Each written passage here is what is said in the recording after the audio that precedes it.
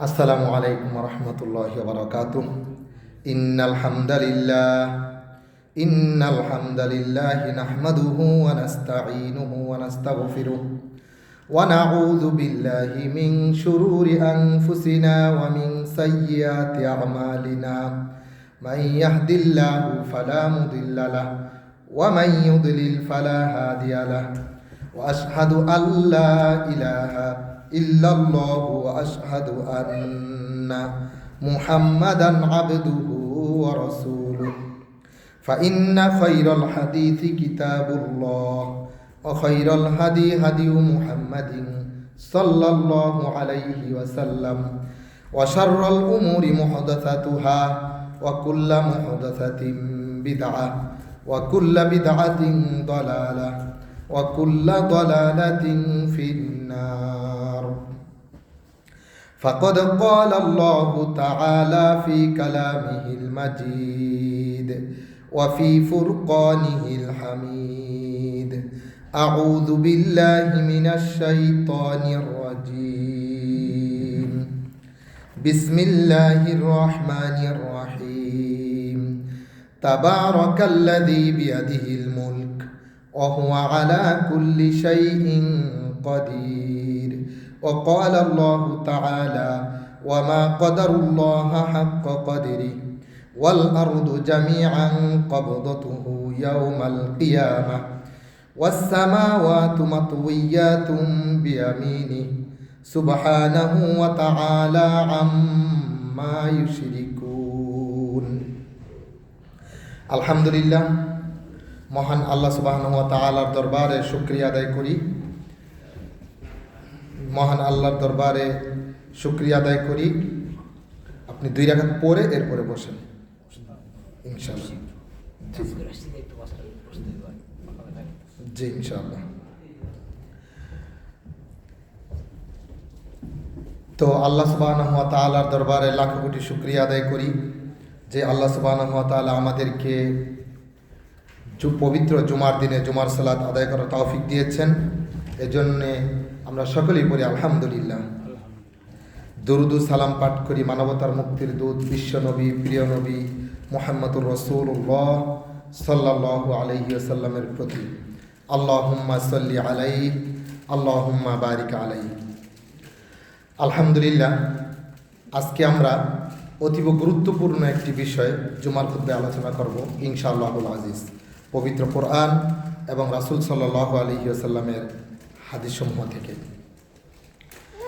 আজকে আমরা যে বিষয়টি নিয়ে আলোচনা করব সেটি হচ্ছে যে সূরা আল মুলকের প্রথম আয়াতে মহান আল্লাহ বলেন তাবারাকাল্লাযী বিয়াদিহিল মুলক, যে বরকতময় রবের হাতের মধ্যেই রয়েছে এই সমগ্র জাহান, এই সৃষ্টি জাহান।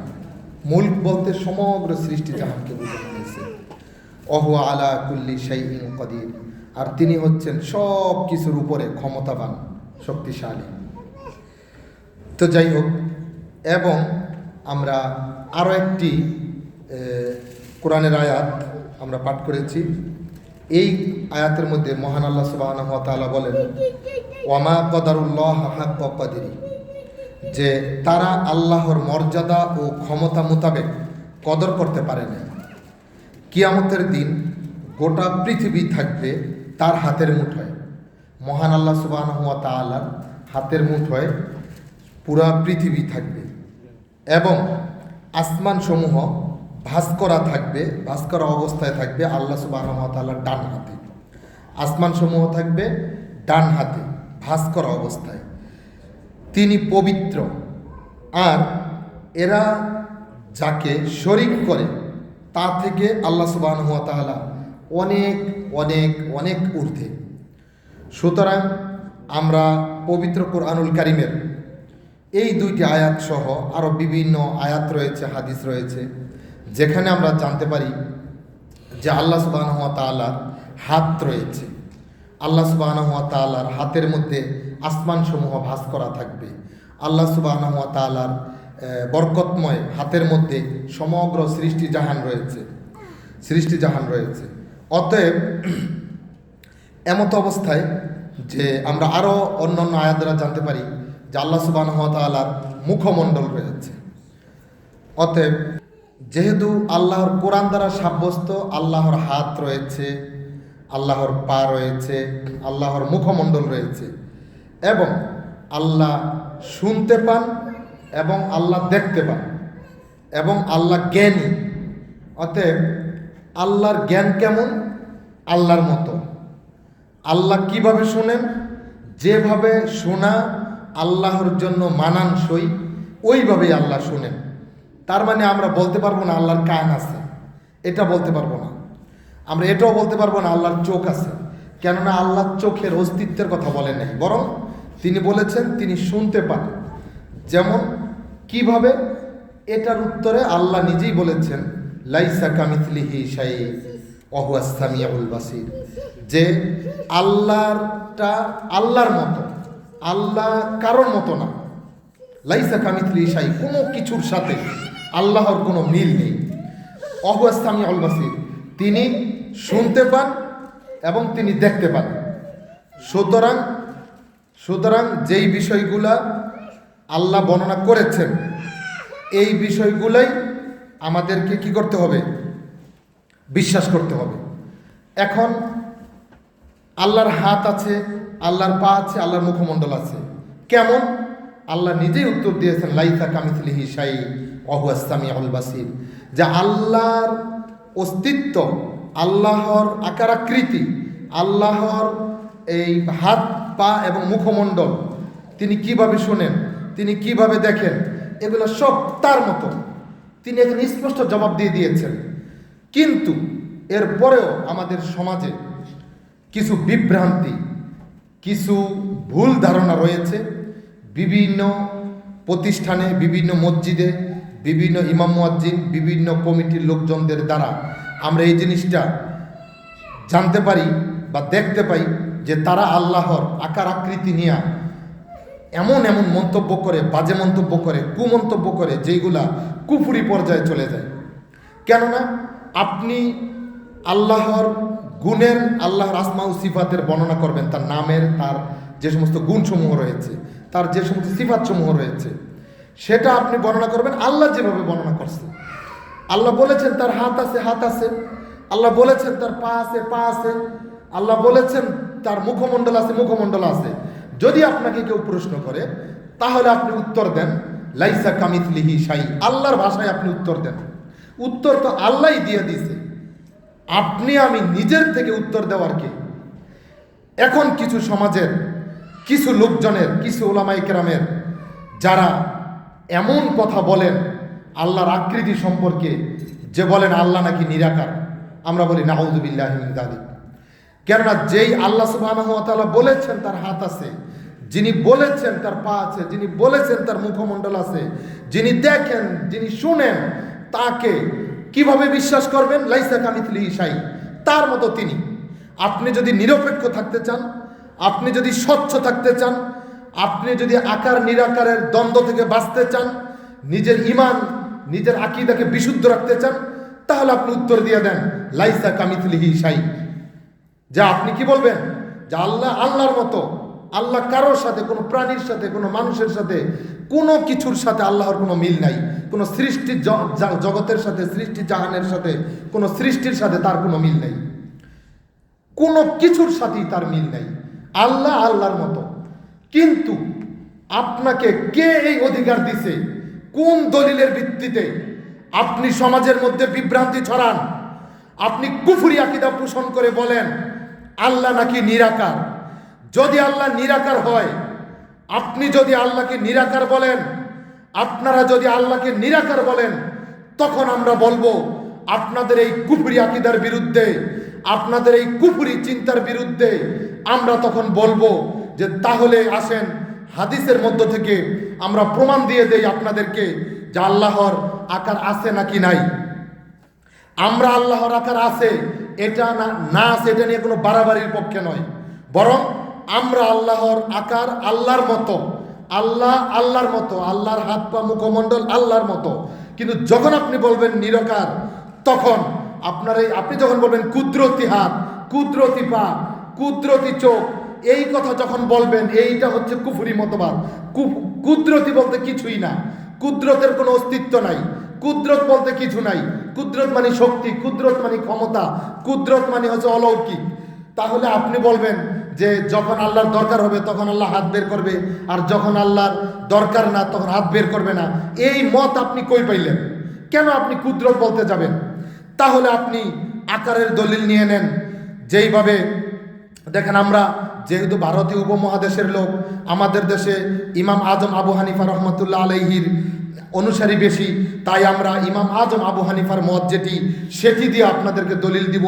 কেননা আপনারা তো ইমাম আবু হানিফার ফিকহি মাসআলা নেন, কিন্তু তার আকীদা নেন না।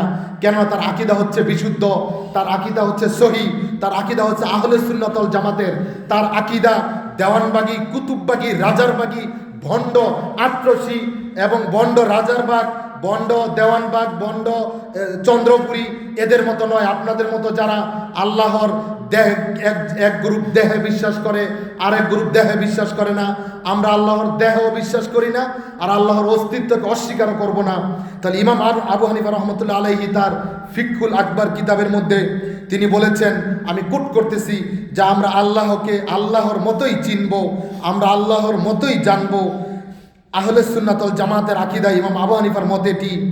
এমনকি আল্লাহ ও রাসূল সাল্লাল্লাহু আলাইহি ওয়াসাল্লামের কথার বাহিরে যাওয়া যাবে না। তিনি তার মতো শোনেন, তিনি তার মতো দেখেন, এটা হচ্ছে ইমাম আবু হানিফার মত। অতএব আমরা এই মতের মধ্যে থাকব, এবং আমরা আরও আপনাকে দলিল দিব যে আল্লাহ রাসূল সাল্লাল্লাহু আলাইহি ওয়াসাল্লাম বলেছেন, ইন্নাল্লাহা তাবারাকা ওয়া তাআলা ইয়াতিহিম বিসূরা, যে তিনি কিয়ামতের দিন মানুষের সামনে যে তিনি পা প্রকাশ করবেন। যখন বেনামাজিরা দাবি করবে যে তারা নামাজ পড়েছিল, মহান আল্লাহ তখন তার পা প্রকাশ করবেন, তার পা এগিয়ে দিবেন, যে ঠিক আছে তাহলে আমার পায়ে তুমি সেজদা করো। এবং জাহান্নাম যখন বলতে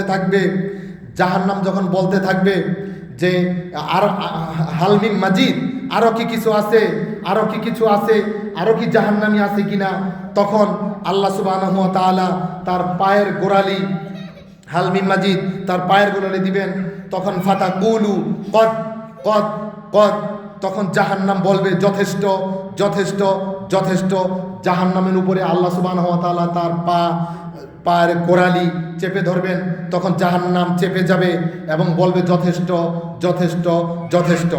এই যে দুইটি হাদিস আমরা প্রমাণ দিলাম, এবং আরও একটি হাদিসে কিন্তু আল্লাহ রাসূল সাল্লাল্লাহু আলাইহি ওয়াসাল্লাম বলেছেন, যে তিনি বলেছেন ফি আহসানি সূরাতিন, যে তিনি উত্তম আকৃতিতে বান্দার সামনে আসবেন। এমনকি জান্নাতের মধ্যে আমরা আল্লাহ সুবহানাহু ওয়া তাআলাকে দেখতে পাবো। তো কিভাবে দেখতে পাবো? আল্লাহ রাসূল সাল্লাল্লাহু আলাইহি ওয়াসাল্লাম বলছেন, পূর্ণিমার চাঁদ যেভাবে দেখা যায়, পূর্ণিমার চাঁদ পৃথিবীতে মানুষেরা যেইভাবে দেখে, জান্নাতের মধ্যে আল্লাহ সুবহানাহু ওয়া তাআলাকে মানুষ এইভাবে দেখবে, যেভাবে দেখতে কোনো কষ্ট হবে না, আল্লাহকে দেখতে কারোর কোনো কষ্ট হবে না। সুতরাং ফি আহসানি সূরাতিন, আল্লাহ রাসূল বলছেন, হাদিসের ভাষায় বলতেছেন যে তিনি উত্তম সূরতে, আমরা যদি আকার নাও বলি, আরবিতে শব্দটা আসছে সূরাতিন, যে তার উত্তম সূরতে আল্লাহ সুবহানাহু ওয়া তাআলা আছেন।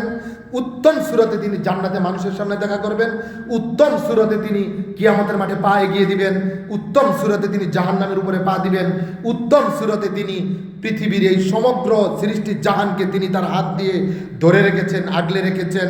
অতএব যদি আপনি বলেন আল্লাহ নিরাকার, তাহলে এই হাদিসগুলোকে আপনি অস্বীকার করার জন্য আপনার কুফরি হবে। এমনকি আল্লাহর যেই আল্লাহ বলেছেন যে লাইসা কামিথলিহি শাই, আমি কোনো কিছুর মতো না।